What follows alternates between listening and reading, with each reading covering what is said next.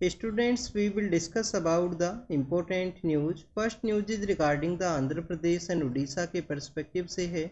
Students, IMD के द्वारा जो एडवाइजरी है उसको रिलीज किया गया northern part of Andhra and Orissa के रिगार्डिंग में कि आने वाले समय में वहाँ पे डिप्रेशन का जो सिचुएशन है वो क्रिएट हुआ है, इस वजह से हैवी रेनफॉल है वो रिसीव होगा। फिशरमैन्स को जो एडवाइजरी है उसके अंदर बताया गया है कि आपको ओशियन का जो एरिया है वहाँ पे फिश के कलेक्शन की रिगार्डिंग में जो एंट्री है वो नहीं करना है। स्टूडेंट्स, अगर हम डिस्कस करें आईएमडी के पर्सपेक्टिव से तो आप देखिए कि कॉलोनियल एरा के समय इस इंस्टीट्यूशन को क्रिएट किया गया था। 1875 के समय इसका इस्टेब्लिशमेंट है वो आपको देखने के लिए मिलता है इंडियन मीटरोलॉजिकल डिपार्टमेंट का। अर्थ का जो एटमॉस्फेयर है उसको इसके द्वारा ऑब्जर्व किया जाता है और उसी बेसिस पे आप देखिए कि वेदर का जो फोरकास्ट है वो आईएमडी के द्वारा किया जाता है।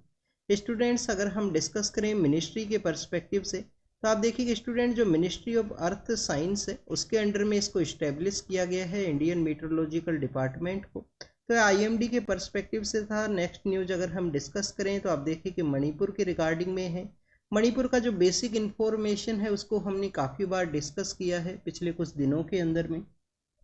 मणिपुर के जो चीफ मिनिस्टर हैं उनके द्वारा जो मिलिटेंट कैंप्स हैं उनको टारगेट करने के पर्सपेक्टिव से कहा गया, उनके द्वारा बताया गया है कि हिली एरियाज हैं वहाँ पे जो मिलिटेंट कैंप्स हैं वो सिचुएटेड हैं।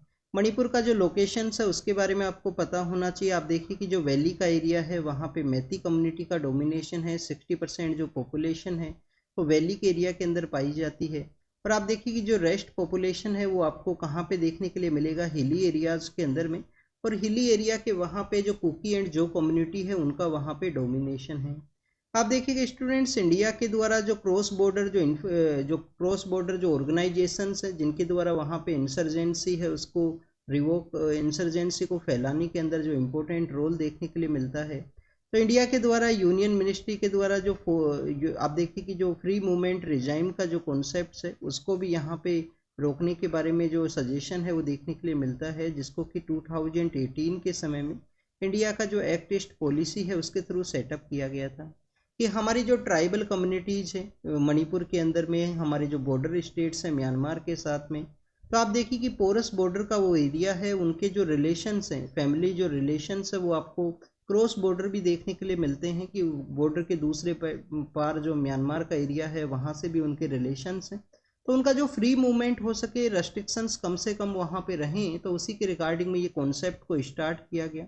बट स्टूडेंट जो इंसर्जेंट ऑर्गेनाइजेशंस हैं उनके द्वारा इसका यूटिलाइज किया गया है अपना जो इंसर्जेंसी है उसको स्प्रेड करने के रिगार्डिंग में। तो हमारा जो यूनियन मिनिस्ट्री है, स्पेशली जो होम मिनिस्ट्री है, उनके द्वारा एडवाइजरी कहा गया था कि उसको जल्द ही रोक दिया जाएगा, इस ऐसा जो वायलेंस का जो सिचुएशन है वो ना क्रिएट हो इस फ्री मूवमेंट रिजाइम की वजह से। नेक्स्ट अगर हम बात करें ministry of static and programme implementation के बारे में है। मोस्पी के द्वारा आप देखिए कि उनके द्वारा आपको एक स्टैंडिंग कमेटी देखने के लिए मिलता है स्टैटिक्स के रिगार्डिंग में। तो उस स्टैंडिंग कमेटी को अभी जो यहाँ पे रोका गया है उसको डिजोल्व किया गया है स्टैंडिंग कमेटी को।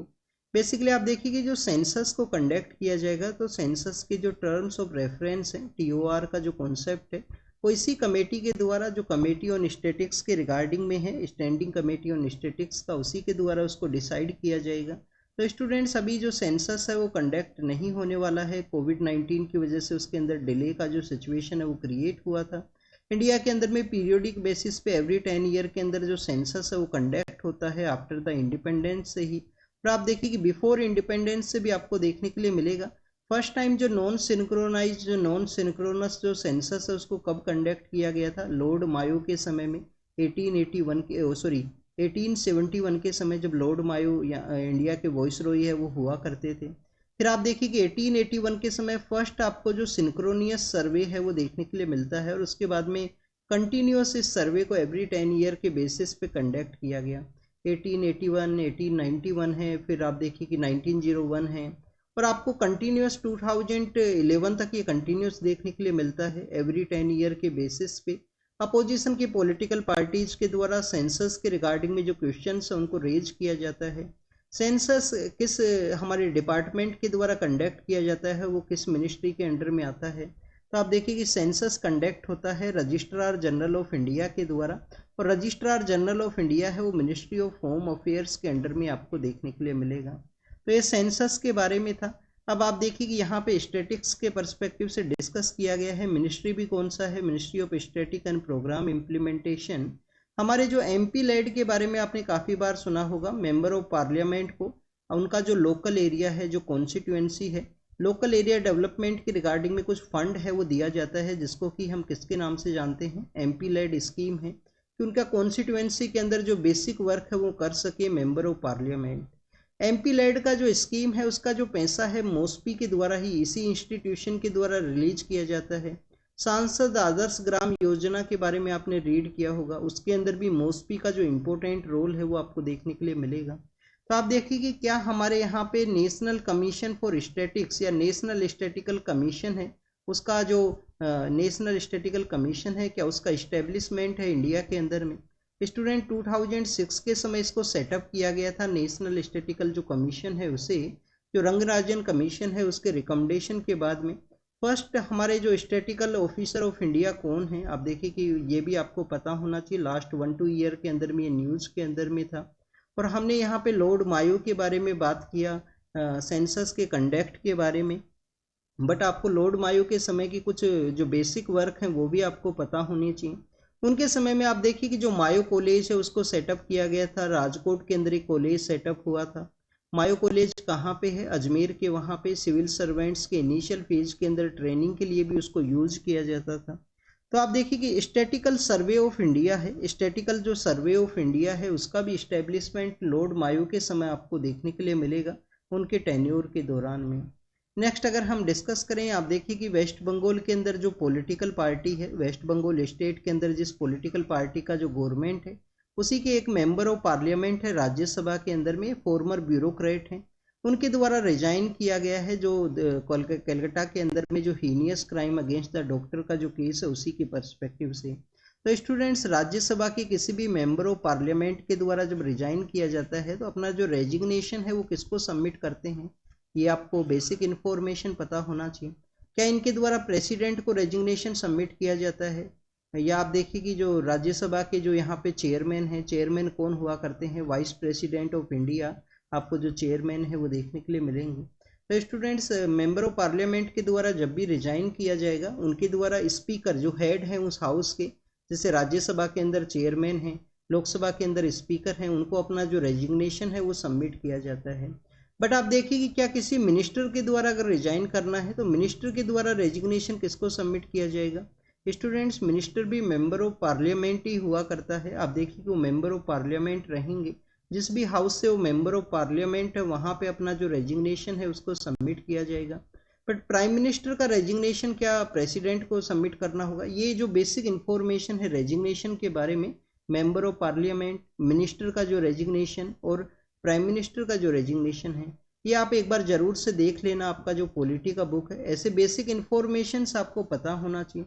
कलकत्ता के अंदर आप देखिए कि डॉक्टर्स के द्वारा प्रोटेस्ट किया गया है, 1 मंथ का जो समय है वो हुआ है वहाँ पे वेस्ट बंगाल के, वहाँ पे जो heinous crime against the doctor का जो केस है वो सामने आया था।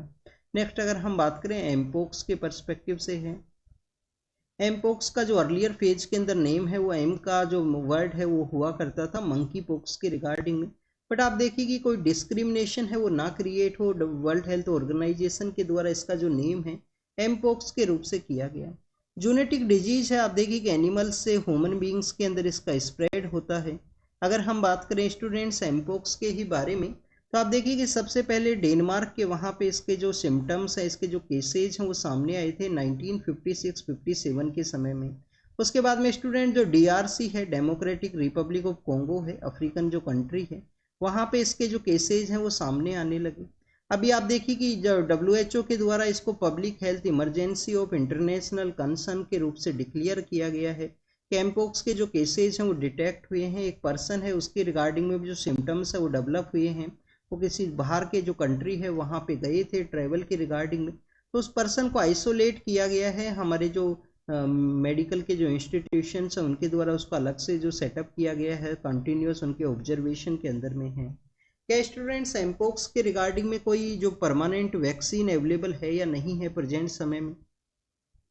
स्टूडेंट्स एमपोक्स के रिगार्डिंग में कोई वैक्सीन है उसको तो डेवलप नहीं किया गया, बट आप देखिए कि जब भी कोई इमरजेंसी सिचुएशन क्रिएट होती है तो इमरजेंसी यूज के रिगार्डिंग में कुछ ऐसी वैक्सीन्स हैं जो सिमिलर जो सिम्टम्स हैं उनको डील कर सके, उनका जो यूज है उसको इमरजेंसी पर्सपेक्टिव में अलाउ किया गया है WHO के द्वारा। इसके रिगार्डिंग में भी क्वेश्चन था कि हमारे जो साउथ की जो कंट्रीज है, ग्लोबल साउथ की जो कंट्रीज हैं, उनको भी प्रॉपर यहाँ पे जो इमरजेंसी यूज का जो मेडिसिन है, जो वैक्सीन है, उसको अवेलेबल किया जाए। ऐसा नहीं है कि वेस्टर्न पावर कंट्रीज को ही उसका अलाउ हो।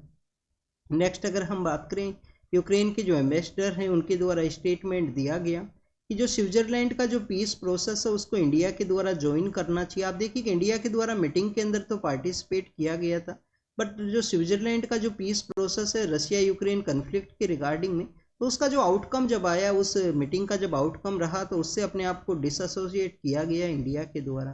तो यहाँ पे जब सेकंड मीटिंग इसका ऑर्गेनाइज होगा नवंबर दिसंबर के समय में, यूक्रेन के पीस प्रोसेस के रिगार्डिंग में स्विट्जरलैंड पीस प्रोसेस का जब सेकंड मीटिंग यहाँ पे कंडक्ट होगा, तो बेसिकली आप देखिए कि उसके रिगार्डिंग में कहा गया है कि इंडिया के द्वारा रेट्रोस्पेक्टिव वे के अंदर में जो फर्स्ट समिट का जो आउटकम है उसको भी ज्वाइन करना चाहिए, सेकंड समिट है उसके अंदर भी पार्टिसिपेट करना चाहिए। इंडिया के रोल के बारे में बताया गया है कि पीस को इस्टेब्लिश कर सकता है India, Ukraine Russia both countries के साथ में उनके जो अच्छे रिलेशंस हैं वो यहाँ पे हैं। नेक्स्ट अगर हम बात करें अबू धाबी, आप देखिए कि यूनाइटेड अरब अमीरात का ही ये पार्ट है, यूनाइटेड अरब अमीरात का ही ये पार्ट है। सो जो क्राउन प्रिंस हैं वो इंडिया के विजिट के लिए आने वाले हैं, इंडिया के विजिट के लिए आए हैं। आप देखिए कि यूनाइटेड अरब अमीरात के बारे में अगर हम डिस्कस करें तो कम्प्रीहेंसिव इकोनॉमिक पार्टनरशिप एग्रीमेंट है, कम्प्रीहेंसिव इकोनॉमिक पार्टनरशिप एग्रीमेंट है, उसको इंडिया और यूएई के द्वारा साइन किया गया था। हमारे जो ट्रेड का जो रिलेशंस है, जो थर्ड नंबर के ऊपर आपको जो ट्रेड पार्टनर के रूप से यूनाइटेड अरब अमीरात है वो देखने के लिए मिलेगा। आप देखिए कि बाइलेटरल इन्वेस्टमेंट ट्रीटी है उसको भी साइन किया गया था इंडिया एंड यूएई के जो लीडर्स हैं उनके द्वारा। यहाँ पे इंडिया का जो थर्ड लार्जेस्ट ट्रेड पार्टनर है इंडिया का, आप देखिए कि एफडीआई के रिगार्डिंग में, फॉरेन डायरेक्ट इन्वेस्टमेंट के रिगार्डिंग में फोर्थ इंपोर्टेंट जो डेस्टिनेशन है, फोर्थ इंपोर्टेंट कंट्री आपको देखने के लिए मिलेगा। और इंडिया का जो एक्सपोर्ट है उसका सेकंड या थर्ड जो यहाँ पे एक इम्पोर्टेंट डेस्टिनेशन का प्लेस है। आप देखिए कि जो अरब कंट्रीज हैं, अरब कंट्रीज के वहाँ पे 8.9 मिलियन के आसपास जो इंडियन पर्सनस हैं वेस्ट एशिया के अंदर में जाया करते हैं, और रेमिटेंस के थ्रू जो इंडिया को जो पैसा है वो भी सेंड करते हैं। तो इंडिया का जो रेमिटेंस के अंदर भी ये हेल्प करता है। आप देखिए कि इंडियन जो पर्सनस हैं उनका एम्प्लॉयमेंट भी वहाँ पे देखने के लिए मिलेगा। कंप्रीहेंसिव इकोनॉमिक पार्टनरशिप है, फ्री ट्रेड एग्रीमेंट है, इसके अलावा जो फॉरेन डायरेक्ट इन्वेस्टमेंट का एक इम्पोर्टेंट डेस्टिनेशन है, वहाँ से फॉरेन डायरेक्ट इन्वेस्टमेंट भी इंडिया रिसीव करता है। तो ऐसे काफ़ी सारे इम्पोर्टेंट डेवलपमेंट है इंडिया एंड यूनाइटेड अरब अमीरात के रिगार्डिंग में। इसके अलावा अगर हम डिस्कस करें तो आप देखिए कि इंडिया के द्वारा ITU2 का इंडिया पार्ट है, जो India Israel and UAE and United Arab अमीरात है। तो आप देखिए कि अब्राहम अकॉर्ड के बाद में, अब्राहम अकॉर्ड जो डोनाल्ड ट्रंप जब US के प्रेसिडेंट हुआ करते थे, तो उनके द्वारा इजराइल के जो रिलेशंस हैं मिडिल ईस्ट के जो कंट्रीज हैं उनके साथ में, अरब कंट्रीज के साथ में सेटअप किया जा सके, तो उसी का एक कॉन्सेप्ट आपको ITU2 के रूप से देखने के लिए मिलेगा। इंडिया इजराइल है, यूएई एंड यूनाइटेड अरब अमीरात इसका पार्ट है। आप देखिए कि जो यूनाइटेड अरब अमीरात है वो ब्रिक्स का भी अब प्रेजेंट समय में मेंबर है, प्रेजेंट समय में ब्रिक्स का भी मेंबर है।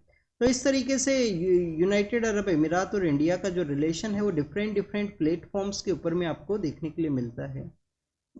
नेक्स्ट अगर हम बात करें स्टूडेंट्स, करनूर के बारे में है। करनूर कहाँ पे है? आप देखिए कि जो वेस्टर्न घाट का जो एक्सटेंशन है, वेस्टर्न घाट का जो एक्सटेंशन है सदर्न पार्ट के, वहाँ पे सपोज कीजिए स्टूडेंट्स ये कौन सा स्टेट है, सपोज कीजिए तमिलनाडु का मैप है, रफ मैप है। तो ये जो पार्ट है, जो वेस्टर्न पार्ट है, यहाँ पे करनूल है वो सिचुएटेड है। आप देखिए कि ऐसा ही एक और वहाँ पे हिल स्टेशन है काफ़ी ज़्यादा फेमस है, कोडाई कैनाल, वो इसके सदर्न पार्ट के अंदर आपको देखने के लिए मिलेगा, डिंडीगुल जो डिस्ट्रिक्ट है वहाँ पे। ये आप देखिए कि जो करनूल है ये कहाँ पे है? ऊटी के बारे में आपने सुना होगा, ऊटी का एक अलग नेम भी हुआ करता है, डिफरेंट नेम भी है ऊटी का। तो आप देखिए ऊटी के वहाँ पे सिचुएटेड है, एक हिल स्टेशन का ये पार्ट है, काफ़ी इंपॉर्टेंट टूरिस्ट का डेस्टिनेशन है।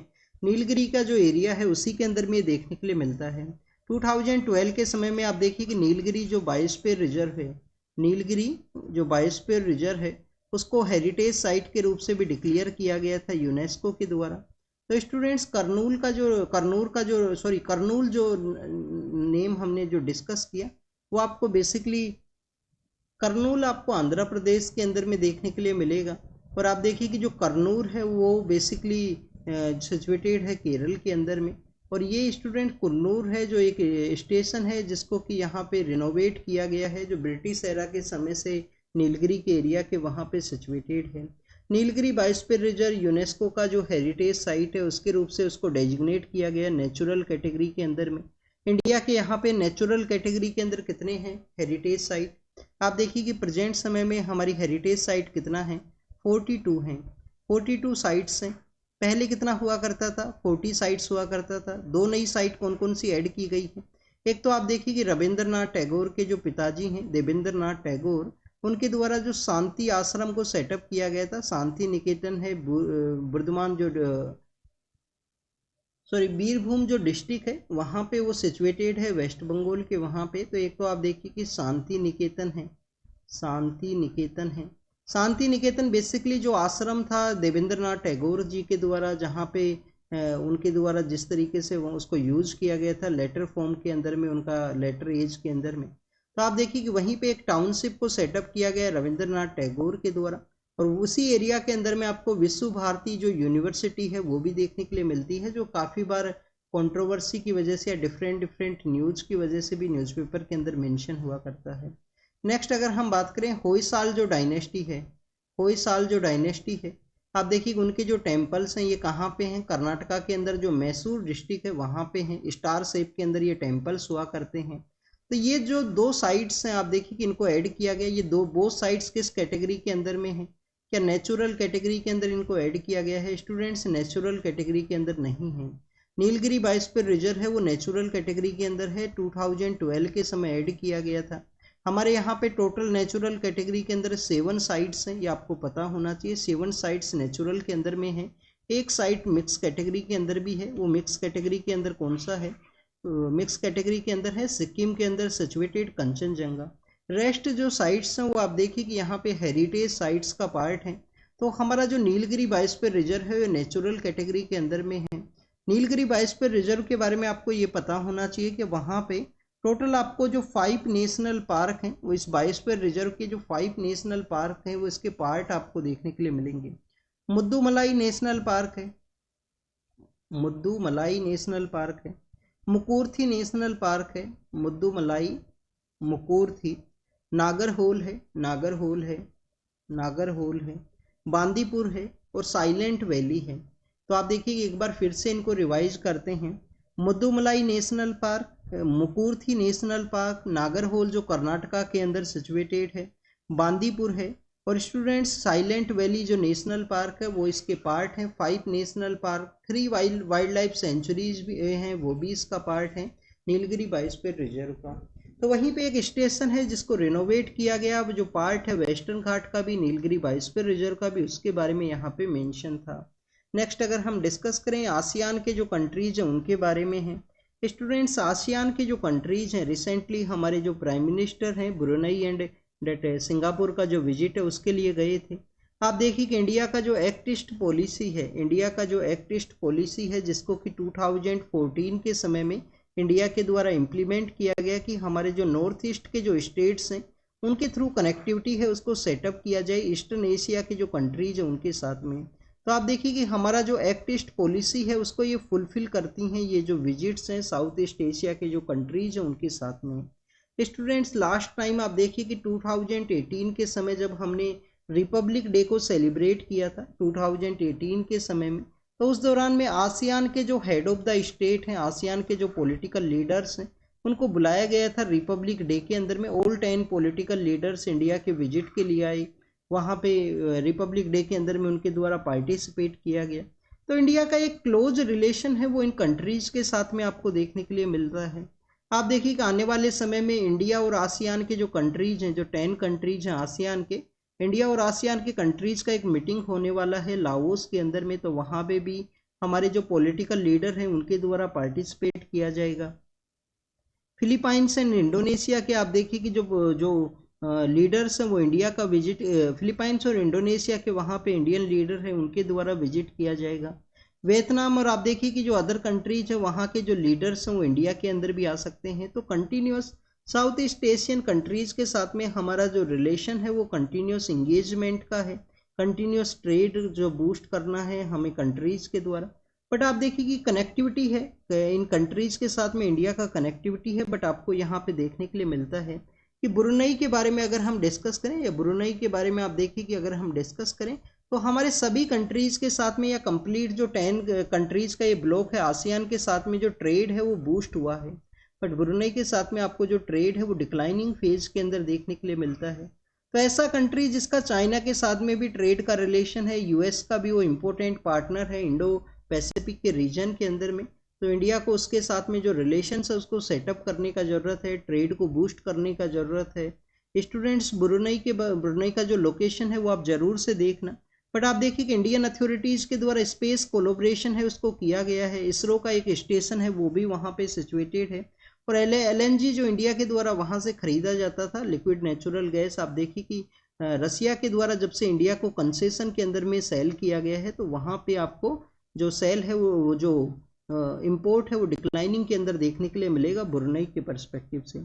नेक्स्ट अगर हम बात करें सिंगापुर के बारे में है, सिंगापुर में आप देखिए कि हमारा जो इलेक्ट्रॉनिक का जो सेक्टर है उसके सप्लाई चेन के अंदर एक इम्पोर्टेंट रोल है। रेयर अर्थ जो मटेरियल्स का प्रेजेंस होना, टेक्निकल एक्सपोर्ट्स को उनके द्वारा कैरी आउट करना, और इसके अलावा आप देखिए कि उनके द्वारा सेमीकंडक्टर का जो इंडस्ट्री है उसके अंदर एक इम्पोर्टेंट रोल है। तो यूएस, ताइवान और चाइना का जो कन्फ्लिक्ट है उसको यहाँ पे डाइवर्ट करते हुए इंडिया के द्वारा सिंगापुर के वहाँ से जो रिलेशंस है उनको सेटअप करने का ज़रूरत है। तो स्टूडेंट्स बेसिकली ये सब तो अभी रिसेंट विजिट के बारे में डिस्कस किया गया। अगर हम फ्यूचर के बारे में डिस्कस करें तो आप देखिए आसियान के द्वारा एक फ्री ट्रेड एग्रीमेंट है, आरसीईपी का जो कॉन्सेप्ट है उसको चलाया गया था। बट आरसीईपी का जब कॉन्सेप्ट को जब भी डिस्कस किया जाता था फ्री ट्रेड एग्रीमेंट को, तो हमारे यहाँ पे जो लोकल डेयरी का जो सेक्टर का जो इंडस्ट्रीज हैं उनके द्वारा इसको प्रोटेस्ट किया जाता था। क्यों प्रोटेस्ट किया जाता था? आप देखिए आरसीईपी के अंदर जो डेयरी सेक्टर है उसके अंदर कौन सा कंट्री डोमिनेटेड है? न्यूजीलैंड आपको डोमिनेटेड देखने के लिए मिलेगा। स्टूडेंट्स न्यूजीलैंड डेयरी सेक्टर के अंदर में काफ़ी अच्छा उनका प्रेजेंस है, डेयरी के जो प्रोडक्ट्स हैं उनके रिगार्डिंग में।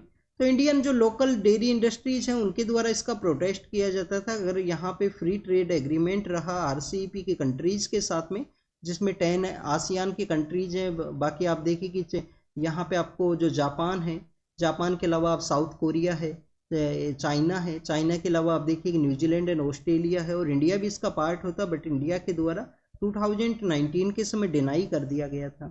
तो स्टूडेंट्स जब से 2019 से इंडिया एग्जिट हुआ है आसियान के द्वारा काफ़ी बार कहा गया कि इंडिया के द्वारा इसको ज्वाइन किया जाए। इसके अलावा आप देखिए कि 2009 के समय से ही हमने जो ट्रेड एग्रीमेंट्स हैं उनको साइन किया है। आसियान और इंडिया का जो ट्रेड एग्रीमेंट है वो साइन हुआ है, तो उसके अंदर जो रेस्ट्रिक्शंस हैं उनको रिजोल्व किया जाए। कंप्रीहेंसिव इकोनॉमिक जो पार्टनरशिप है उसको यहाँ पे सेटअप किया जाए आसियान को एज ए सेंट्रलिटी के अंदर में रखते हुए, और हमारा जो एक्ट ईस्ट पॉलिसी है उसको फुलफिल करने के रिगार्डिंग में ये जो 10 कंट्रीज हैं उनका यहाँ पे इम्पोर्टेंट रोल है।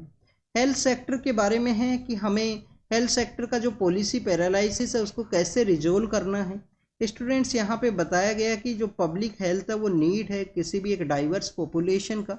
डाइवर्स पॉपुलेशन को आपको हेल्दी रखना है, यूथ पॉपुलेशन को आपको हेल्दी रखना है।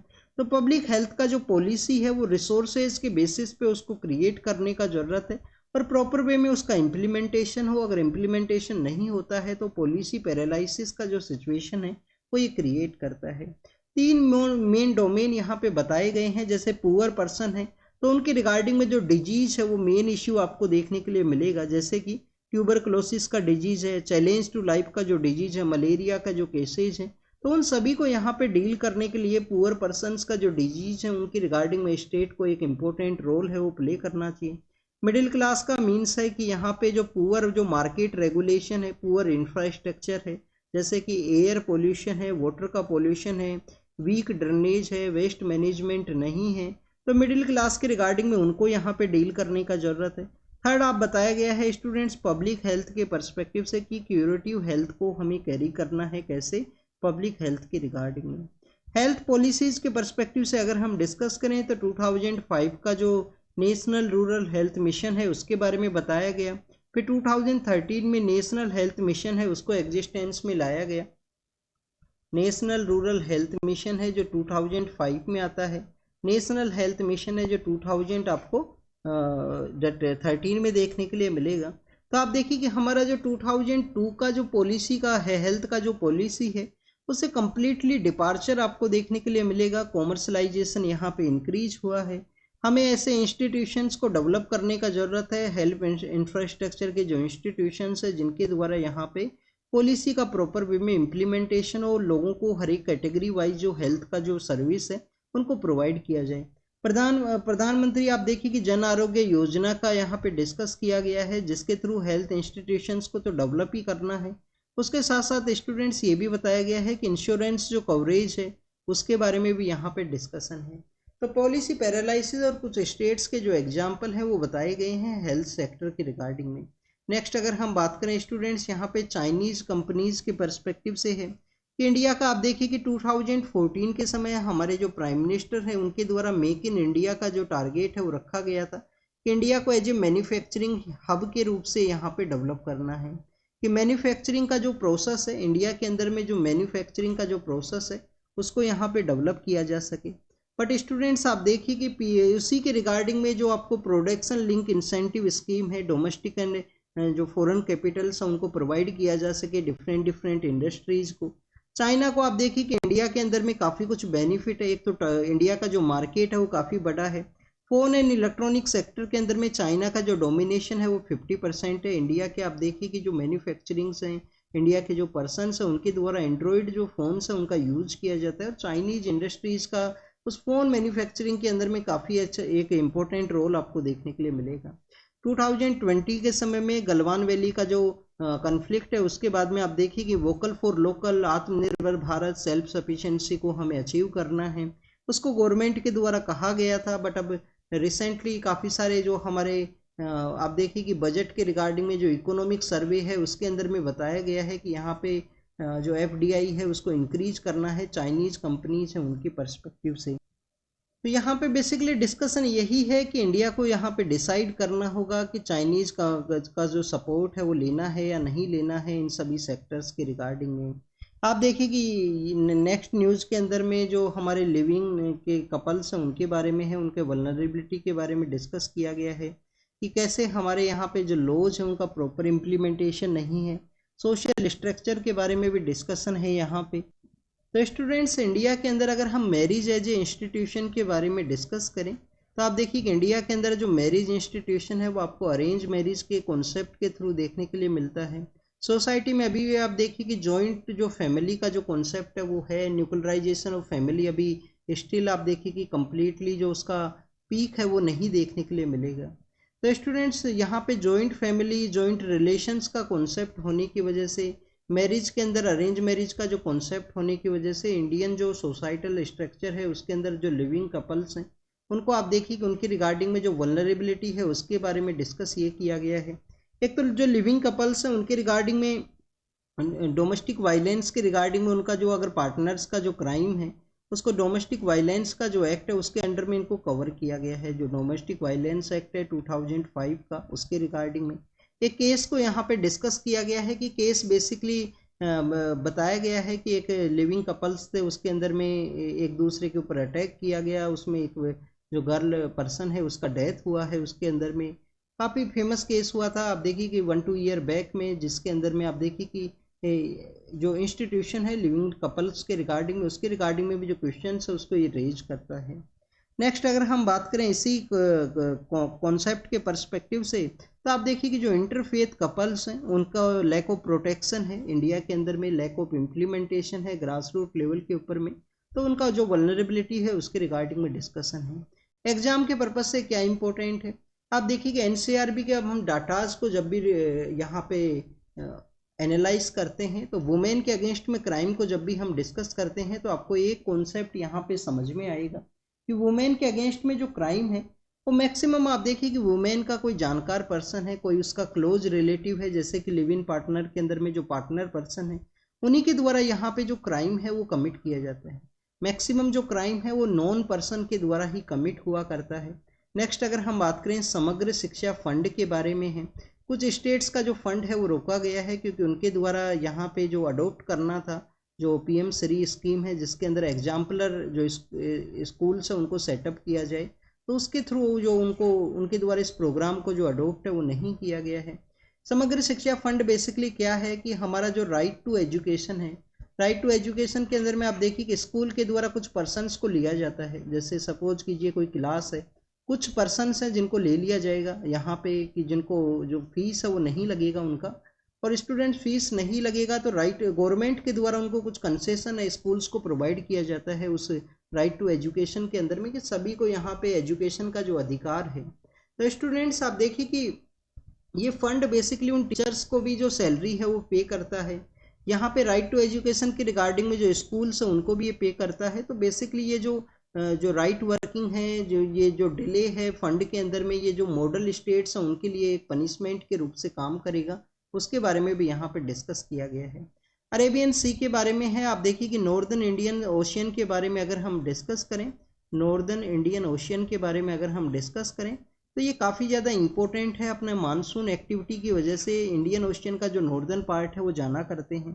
किस तरीके से जाना करते हैं, आप देखिए कि मानसून के समय में आप देखिए कि जो 200 लाख करोड़ 200 लाख करोड़ ऐसा जो बकेट है वो इनके द्वारा रेनफॉल के थ्रू रिसीव किया जाता है इंडियन जो कॉन्टिनेंट है, जो इंडियन सब कॉन्टिनेंट का एरिया है उसके द्वारा। तो आप देखिए कि जब भी इंडिया के अंदर बारिश होगा तो जो लॉट्स ऑफ इवेपोरेशन है वो आपको देखने के लिए मिलेगा। अरेबियन जो सी है, अरेबियन जो सी का एरिया है, बे ऑफ बंगाल का एरिया है, वहाँ से लॉट्स ऑफ इवेपोरेशन का जो सिचुएशन है वो क्रिएट होता है। अगर हम बात करें स्टूडेंट्स यहाँ पे जो वार्म ट्रॉपिकल ओशियंस के बारे में, तो आप देखिए कि वो हॉट बेड्स हुआ करते हैं साइक्लोन्स के परस्पेक्टिव से। नॉर्थ इंडियन जो ओशियन है वो प्रेजेंट समय में वहाँ पे जो साइक्लोनिक कंडीशंस है वो काफ़ी कम डेवलप होती हैं। बट स्टूडेंट्स जो नॉर्थ इंडियन ओशियन है वो आप देखिए कि आपको अलग पार्ट्स हैं जो मानसून सर्कुलेशन के अलावा आप देखिए कि ओशियनिक जो टनल्स हैं, ओशियनिक जो टनल्स हैं उसके थ्रू जो पैसिफिक ओशियन है, साउथ जो नॉर्दर्न इंडियन ओशियन का जो सदर्न पार्ट है उसके थ्रू ओशियनिक टनल्स के थ्रू कनेक्टेड है। ओशियनिक टनल्स के थ्रू कनेक्टेड है तो यहाँ पे बताया ये गया है कि जो समर के समय अरेबियन जो ओशियन है वो हीट करता है, बे ऑफ बंगाल के अंदर में जो यहाँ पे काफ़ी कम आपको जो हीटिंग है वो देखने के लिए मिलता है। तब उसी के रिगार्डिंग में क्राइसिस ये क्रिएट हुआ है कि आप देखिए कि हमारे यहाँ पे लैंड बेस जो डिप्रेशन है उसकी वजह से एक जो साइक्लोनिक कंडीशन क्रिएट हुआ नॉर्दर्न पार्ट ऑफ गुजरात के अंदर में, जिसको कि असना नाम का जो साइक्लोन है वो नाम दिया गया है। नेमिंग जो किया गया है वो पाकिस्तान के द्वारा है। जो 13 कंट्रीज हैं हमारे यहाँ पे नेमिंग के रिगार्डिंग में उनका नाम आपको पता होना चाहिए। ये आपका होमवर्क भी है, आपका होमवर्क है कि वो 13 कंट्रीज कौन कौन से हैं जिनके द्वारा इंडियन ओशियन के इस पार्ट के अंदर में कुछ मिडिल ईस्ट के भी कंट्रीज हैं, ओमान है, कुछ 5 कंट्रीज को 2018 के अंदर में ऐड किया गया था। तो उन 13 कंट्रीज का नाम आप बताना यहाँ पे। तो स्टूडेंट्स बेसिकली यहाँ पे ओशियन के हीटिंग एंड कूलिंग के परस्पेक्टिव से डिस्कस किया गया है कि कैसे जो अनकॉमन एक साइक्लोनिक कंडीशन है वो डेवलप हुआ अरेबियन सी के रिगार्डिंग में। उसके फैक्टर्स के बारे में अगर हम डिस्कस करें तो ओशियनिक जो वोल्केनो है उसके भी इरप्शन के बारे में डिस्कस किया गया है। आर्कटिक सी के वहाँ पे जो आइस है उसके मेल्ट होने की वजह से इंडिया का जो मानसून पैटर्न है उसके अंदर में चेंज आया है। आर्कटिक सी के बारे में अगर हम यहाँ पे डिस्कस करें तो आप देखिए कि आर्कटिक सी के बारे में तो नहीं डिस्कस करेंगे। हमारा national centre for polar and oceanic research आपको एक सेंटर देखने के लिए मिलता है। आप देखिए कि हिमाद्री नाम का जो स्टेशन है वो भी सेटअप है हमारा आर्कटिक जो नॉर्दर्न पार्ट आर्कटिक का जो सी का एरिया है वहाँ पे हिमाद्री स्टेशन भी आपको देखने के लिए मिलेगा। हम यहाँ पे स्टूडेंट डिस्कस करेंगे आर्कटिक काउंसिल के बारे में। जो हमारा आर्कटिक का जो काउंसिल है उसके बारे में हम डिस्कस करेंगे। 1996 के समय इसको सेटअप किया गया था, किसके थ्रू? ओटावा जो डिक्लेरेशन है, ओटावा जो डिक्लेरेशन है उसके थ्रू इसको सेटअप किया गया। कौन कौन से कंट्रीज हैं स्टूडेंट्स? याद रखने का जो तरीका है वो इस तरीके से है। फिनलैंड है, एफ से फिनलैंड है, आइसलैंड है, नॉर्वे है, डेनमार्क है और स्वीडन है। ये तो 5 कंट्री हुई, Finland, Iceland, Norway, Denmark and Sweden. तो फिर आप देखिए कि यूएसए है, यूनाइटेड स्टेट ऑफ अमेरिका के नॉर्दर्न पार्ट के अंदर कौन है? कनाडा है। और यूएस का राइवलरी कौन है? रसिया है। तो यूएस है, रसिया है और कनाडा है। 3 कंट्रीज ये हैं, टोटल 8 कंट्रीज हैं। इंडिया का अच्छा रिलेशन है। आर्कटिक के अंदर में अपने जो रिसर्च सेंटर्स हैं वो सेंड किए गए हैं। National centre for polar and oceanic research है वो वहाँ पे सेटअप है। क्वेड का मीटिंग इंडिया के अंदर होता है। इंडिया के द्वारा मीटिंग को स्वैप किया गया है यूएस से, और यूएस के अंदर मीटिंग होगा यूनाइटेड नेशन जनरल असेंबली के साथ ही, आप देखिए। और जब नेक्स्ट टाइम यूएस का जो मीटिंग है वो इंडिया के अंदर कंडक्ट किया जाएगा नेक्स्ट आने वाले समय के अंदर में। एक पर्सन है जिनके द्वारा यूट्यूब के थ्रू आप देखिए कुछ वीडियो देख के सर्जरी का कुछ परफॉर्मेंस है वो किया गया, तो काफ़ी ज़्यादा ये रॉन्ग डिसीजन है। आप देखिएगा, आप एजुकेशन को अगर रिसीव करते हो, न्यूज़पेपर्स को अगर आप रीड करते हो, यूपीएससी का कोचिंग करते हो यूट्यूब के थ्रू में, तो उसमें भी आप स्टूडेंट्स अपना जो दिमाग है उसको ज़रूर से अप्लाई कीजिए। कभी भी ब्लाइंडली किसी को भी फॉलो मत कीजिए, चाहे वो मेरे को मत कीजिए या किसी भी दूसरे टीचर को मत कीजिए। आप अपने एग्जाम के अकॉर्डिंग में अपना जो माइंड सेट है उसको ज़रूर से अप्लाई कीजिए, जिससे कि आप बेटर वे में जो रिजल्ट्स हैं उनको गेन करोगे। एक आप देखिए स्टेटमेंट है वो काफ़ी बार डिप्लोमेसी एंड काफ़ी सारे जो सेक्टर्स है उसके अंदर बोला जाता है कि ट्रस्ट तो करो, किसी का भी जो बात है उसको ट्रस्ट करो, बट वेरीफाई वेरीफाई ज़रूर से कीजिए। ट्रस्ट कीजिए बट वेरीफाई कीजिए, बिलीव एक्शंस में बिलीव रखिए वर्ड्स के बजाय में। तो यूट्यूब अब कम्प्लीटली अगर हम बात करें तो वर्ड्स का खेल है, यहाँ पे वर्ड्स का है, और भी काफ़ी कुछ है। एल्गोरिथम जो समझ जाता है किस तरीके से अपने आप को प्रमोट करना है। और आप देखिए यहाँ पे ऐसे जो बेसिकली अनसाइंटिफिक जो थिंग्स हैं, कोई एक्सपर्ट पर्सन है सर्जरी के रिगार्डिंग में, तो अनसाइंटिफिक थिंग्स को ना अडोप्ट करते हुए एक्सपर्ट पर्सनस को आप अप्रोच कीजिए। नेक्स्ट अगर हम बात करें वुमेन के रिगार्डिंग में क्राइम का जो न्यूज़ था वेस्ट बंगाल का, तो आप देखिए कि हमारा सेंट्रल गवर्नमेंट के द्वारा जो वुमेन्स का जो वर्किंग हॉस्टल है उनको क्वालिटी काउंसिल ऑफ इंडिया जो हमारा है उनके द्वारा कुछ यहाँ पे टर्म्स है वो डिसाइड किया जाएगा, और हॉस्टल्स जितने भी वर्किंग हॉस्टल्स हैं इंडिया के अंदर में उनका एक रैंकिंग है वो किया जाएगा, कौन सा यहाँ पे सेफ है उसके रिगार्डिंग में। न्यू एजुकेशन पॉलिसी आप देखिए कि उसके रिगार्डिंग में हमारे जो वाइस प्रेसिडेंट है उनके द्वारा कहा गया है सभी स्टेट्स को इसको अडॉप्ट करने का ज़रूरत है। 1968 के समय डीएस कोठारी का लीडरशिप के अंदर में फर्स्ट एजुकेशन पॉलिसी है वो आता है। फिर आप लास्ट के 2 वर्ड्स हैं उनको चेंज कीजिए। 1986 के समय सेकेंड एजुकेशन पॉलिसी है वो देखने के लिए मिलेगा। इसका एक अमेंडमेंट एक्ट भी किया गया 92 के समय, 6 ईयर बाद में 92 में एक अमेंडमेंट भी किया गया।